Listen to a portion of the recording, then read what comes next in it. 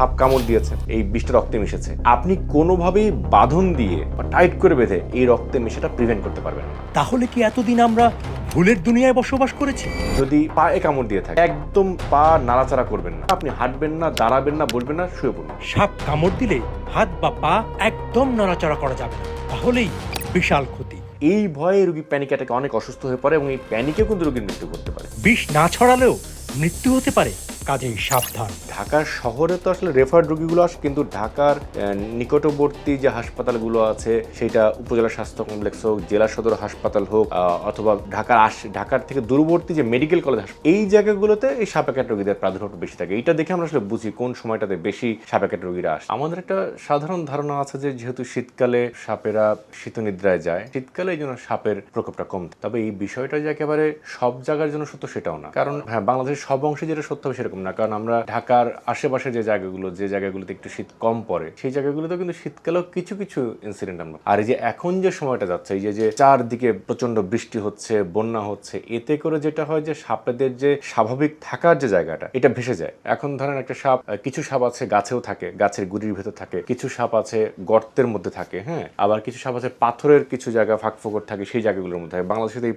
পরিবেশগুলো খুব কমন। এছাড়াও দেখা যায় যে ওই গ্রামে একটা এমন একটা জায়গা আছে যে জায়গাটা খুব একটা কেউ যায় না। ওই জায়গাটা হয়তো গর্ত হয়তো কিছু নেই, ওপেনই একটা জায়গা, কিন্তু কেউ যায় না। বছর পর বছর ধরে একটা ঝোপঝাড় বা বাঁশের একটা ঝাড়, ওই জায়গাগুলোতে সাপটা থাকে, 12 মাসে থাকবে। তো এই যে হয় যে বৃষ্টি নামা শুরু হলো, প্রচন্ড বৃষ্টি হচ্ছে, থেমে থেমে বৃষ্টি হচ্ছে, ঘন ঘন বৃষ্টি হচ্ছে, ওই জায়গাগুলো ভেসে যাচ্ছে, এই জায়গাগুলোতে সাপের যে ন্যাচারাল থাকার জায়গাটা, এটা বিঘ্ন ঘটে, তখন সে লোকালয়ে চলে আসে। এই যে আমরা বললাম যে আসলে যে সময়টা গরমটা পড়তে শুরু করবে, অর্থাৎ এপ্রিল মের পর থেকে গরম এবং বৃষ্টিটাও থাকে, ঠিক আছে, এইটা থেকে শুরু করে অক্টোবরের আগ পর্যন্ত এই সময়টা সাপের প্রকোপ বেশি থাকে। আমরা এটা কিভাবে বুঝি? কারণ এই সময় সাপে কাটা রোগীরা বেশি আমাদের কাছে আসে। যারা আমাদের কাছে রোগীদেরকে নিয়ে আসে, আমার ধারণা তারা সাপে কাটা রোগীর সম্বন্ধে আসলে 100% আসলে জানেন না। কারণ প্রথম কাজ হচ্ছে যে আপনাকে একটা রোগী সাপে কেটেছে, আমরা প্রাথমিক চিকিৎসা আমরা যেটা করি যে সবার আগে করি কি, টাইট করে ওই জায়গাটা বেঁধে ফেলি। এটার কোনো ফলও নাই, এটার কোনো ইফেক্টও নেই এবং এটা কোথাও বলেও না। আমাদের যে চিকিৎসার গাইডলাইন সেটা এটা বলা নাই। সাপ কামড় দিয়েছে, ধরেন বিষাক্ত সাপ, এই বিষটা রক্তে মিশেছে,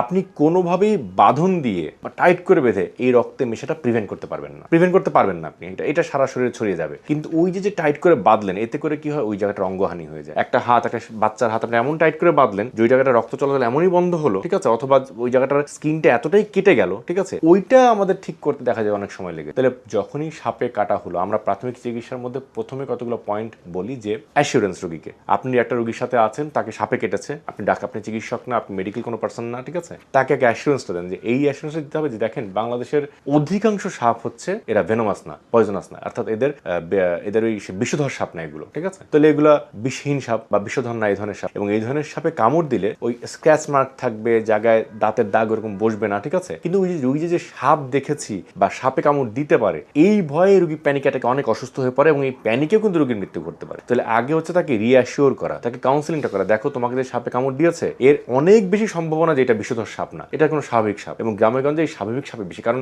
মিঠা পানির সাপ হলে সেটা বিষধর হওয়ার সম্ভাবনা খুবই কম। সুতরাং গ্রামে গঞ্জে যে সাপগুলো থাকবে, এদের মধ্যে বিষধর সাপ হওয়ার পার্সেন্টেজ যদি বলি, এটা অনেক অনেক অনেক কম। তাহলে আগে তাকে অ্যাসিওর করা যে ভাই তোমার এটা বিষধর সাপ না হওয়ার সম্ভাবনা বেশি, তুমি আগে শিওর থাকো যে তুমি ভালো থাকবা, ঠিক আছে। যদি পায়ে কামড় দিয়ে থাকে, আমরা বলি আপনি হাঁটবেন না, একদম পা নাড়াচাড়া করবেন না, পা মুভ করবেন না, আপনি হাঁটবেন না, দাঁড়াবেন না, বসবেন না, শুয়ে পড়ুন। মানে রোগীর পায়ে আমরা কোনো মুভমেন্ট দেখতে চাই না। যত মুভমেন্ট হবে, যদি বিষধর সাপ হয়ে থাকে, বিষটা ছড়াবে, মুভমেন্টের কারণে বিষটা ছড়াবে, ঠিক আছে। আর যদি হাতে পায়ে বা অন্য কোথাও থাকে, ওই জায়গায় আর নাড়াচাড়া করা যাবে না।